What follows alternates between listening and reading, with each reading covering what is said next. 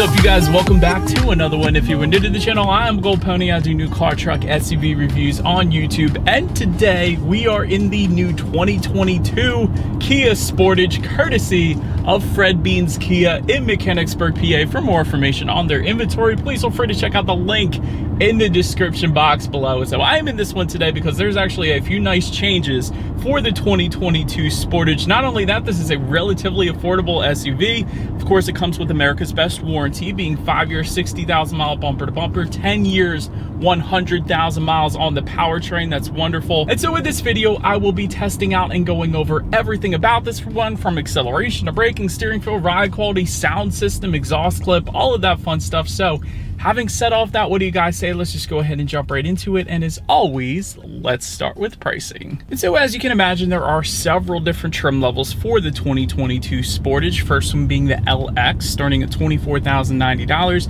Then there is the Nightfall Edition, starting at $28,090. By the way, that Nightfall Edition replaces the S trim level for 2022. Then there is the EX, the one we have today, starting at $28,390. And lastly, the SX Turbo, starting at $33,750.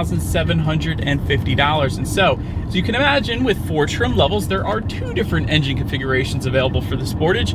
First one is going to belong to the LX, Nightfall, and EX trim levels, and the one we have today, that being a 2.4 liter direct injected inline 4-cylinder engine, putting out 181 horsepower at 6,000 RPM, 175 pound-feet of torque, coming in at 4,000 RPM, power sent to front wheels or all wheels through a 6-speed automatic, giving you MPG numbers coming in at 23 in the city, 30 on the highway for the front wheel drive, 22 city, 26 on the highway for the all-wheel drive, taking regular unleaded fuel. But so then there is one more additional engine configuration belonging, of course, to the SX Turbo, this one being a 2-liter turbocharged inline 4-cylinder, 240 horsepower at 6,000 RPM, 260 pound-feet of torque, coming in at approximately 1,400 RPM, power sent to front wheels or all wheels through a 6-speed automatic, giving you MPG numbers 20 in the city, 28 on the highway for the front wheel drive, 19 city, 24 on the highway for the all-wheel drive. But once again, taking regular unleaded fuels to save you a little bit of money there. But before we do any kind of fun acceleration test here in our Sportage, I did want to mention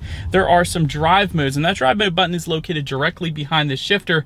That will give you normal, eco, and sport, adjusting things like the shift points, the throttle response, and the steering sensitivity as well. But now, having got all of that out of the way, what do you guys say? Let's go ahead and find a straightaway here. Let's put it in sport mode, and let's see how quickly we can get our new 2022 Sportage here up to speed. All right, I think we found a straightaway. And 3, 2, 1, go.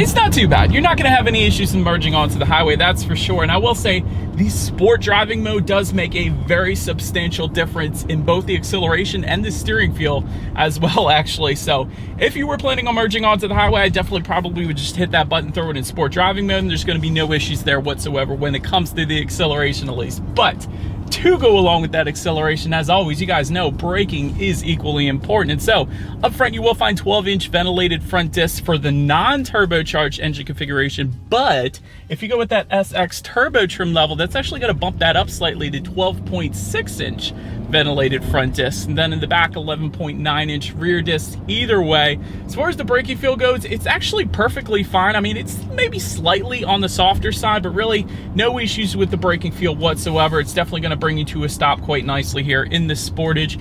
As far as suspension and handling goes, up front you're going to get a McPherson strut front suspension, in the back independent multi-link rear suspension, gas pressurized shock absorbers. As far as ride quality goes, that has been perfectly fine in my short test drive here today. Absolutely no issues with the Sportage soaking up Pennsylvania's road imperfections.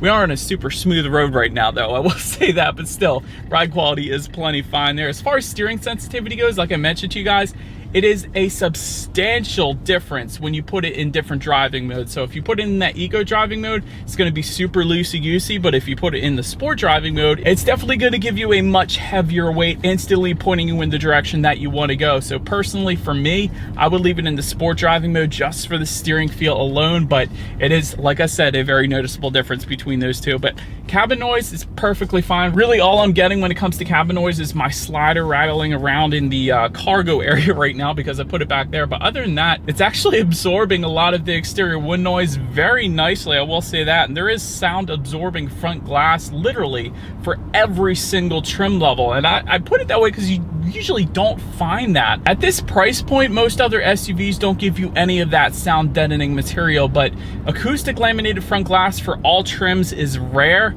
And then you usually get the side glass if you go with luxury manufacturers. But the fact that it's on even the base trim level here of the Sportage is quite impressive, I will say that. And you can tell it is a very serene cabin here in the Sportage, which quite honestly surprised me. So that is very, very good when it comes to lack of exterior wind noise. And I'm going 50 miles per hour right now, and there's barely any wind noise coming into the cabin. So well done, Kia, for that, I will say that. But then as far as visibility goes, this is a smaller-ish SUV, so there's absolutely no issues whatsoever.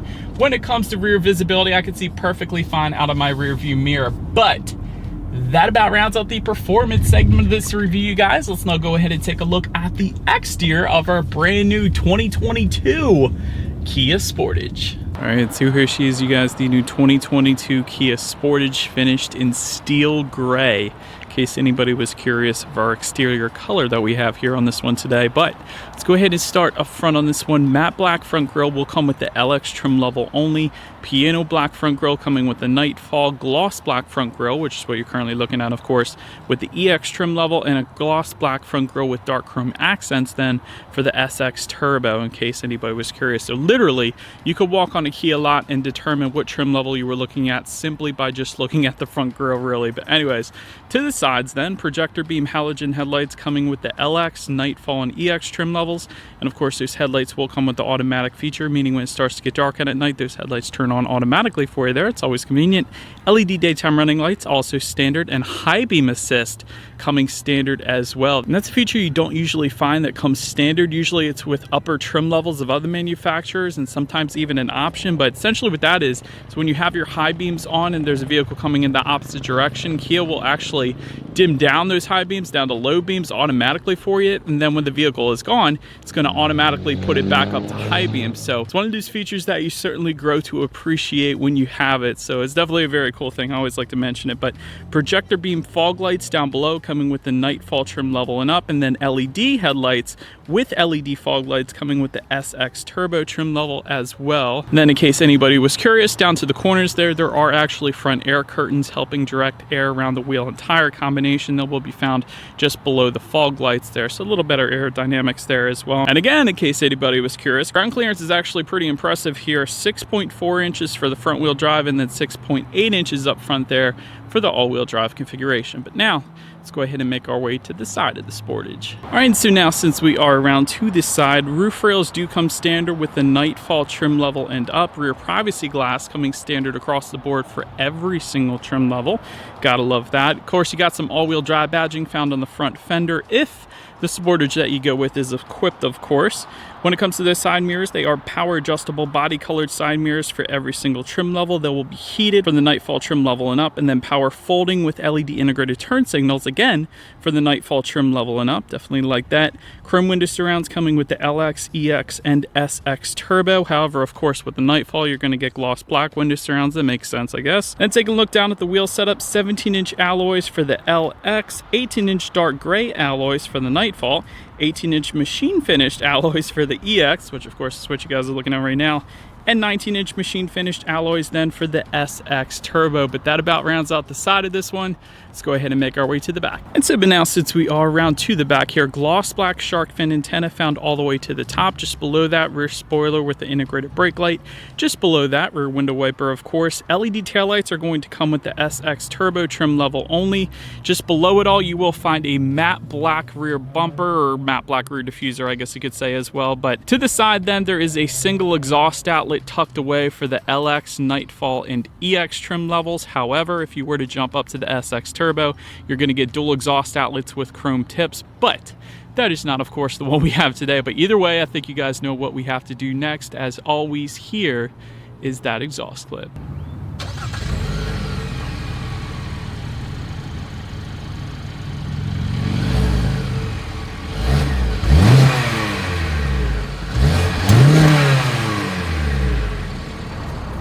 All Alright, so now since we are around back of the Sportage here, when it comes to opening that rear lift gate, there is a button on the key fob itself, on the side of the key, of course. That is where all of the buttons are located. I'll get more into that in a second, but also a button on the lift gate itself, and there is a button by the driver's side lift knee then as well. But once opened up, cargo capacity comes in at 30.7 cubic feet.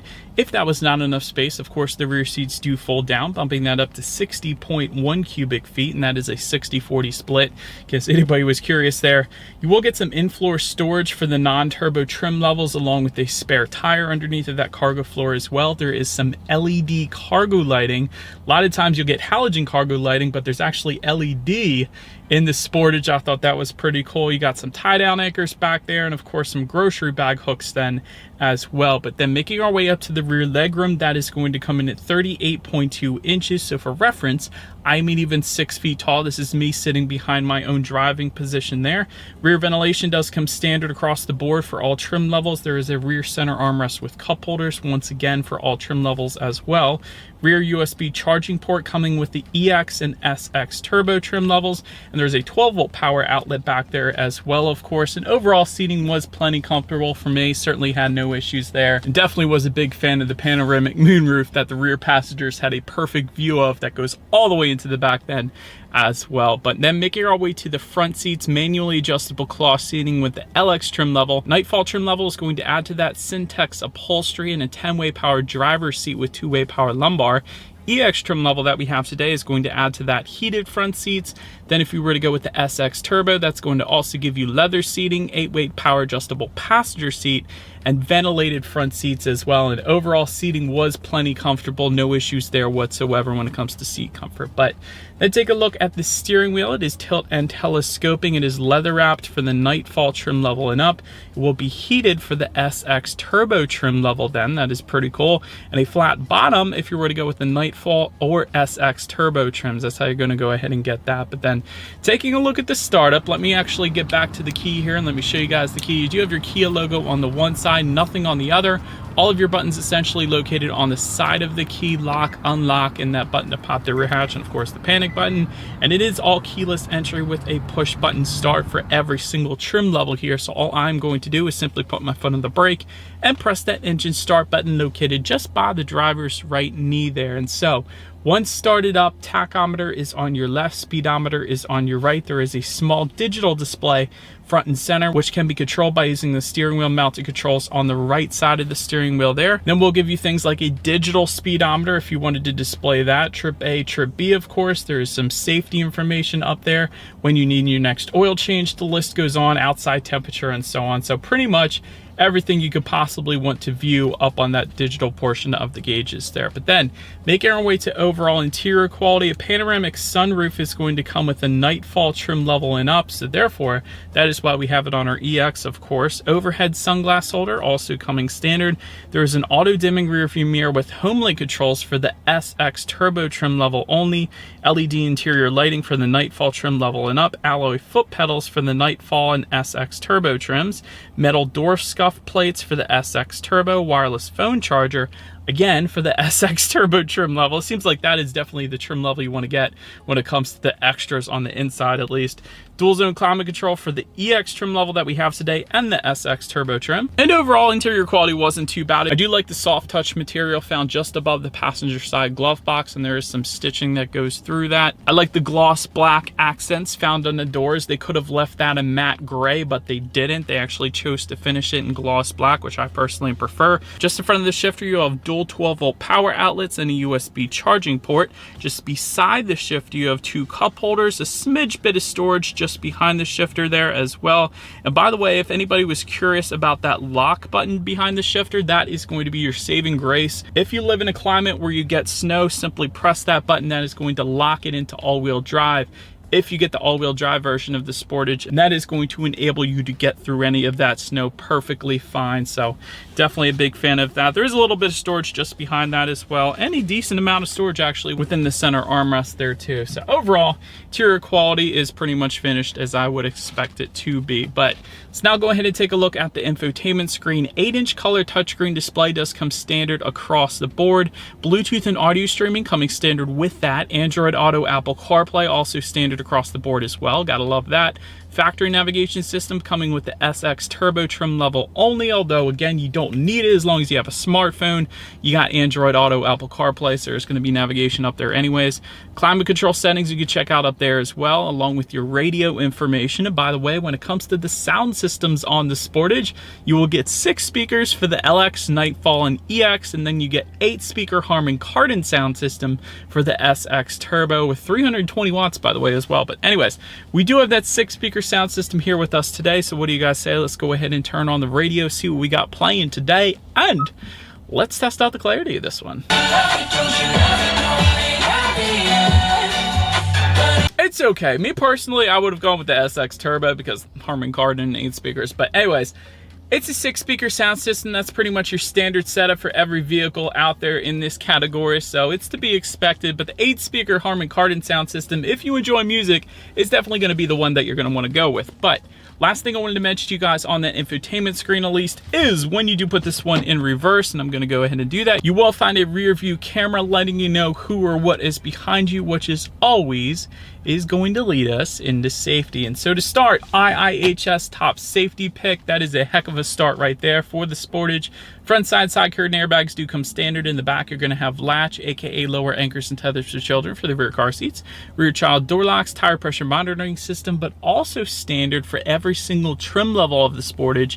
Forward collision avoidance assist with pedestrian detection, lane keep assist, lane departure warning, driver attention warning then as well. And then if you were to go with the Nightfall edition and up, you will also get a blind spot monitoring system with rear cross traffic alert. Then the SX Turbo is going to add to that an adaptive cruise control system with stop and go. And so ultimately, when it comes to my final thoughts here of the Sportage, this is a relatively smooth ride. Like I was saying, a very quiet cabin, which very much so surprised me for the price point of this SUV. That's why it surprised me. So kind of luxury-like when it comes to lack of exterior noises coming into the cabin, I'll say that. You also have America's Best warranty, which of course is an amazing selling point in itself. If you drive less than 10,000 miles a year, you have the transmission and the engine and things like that warranted for 10 years, which at that point you're going to want a new vehicle anyway. So that is pretty remarkable. Not the best fuel efficiency, I got to be honest, when you're comparing it to the other competitors.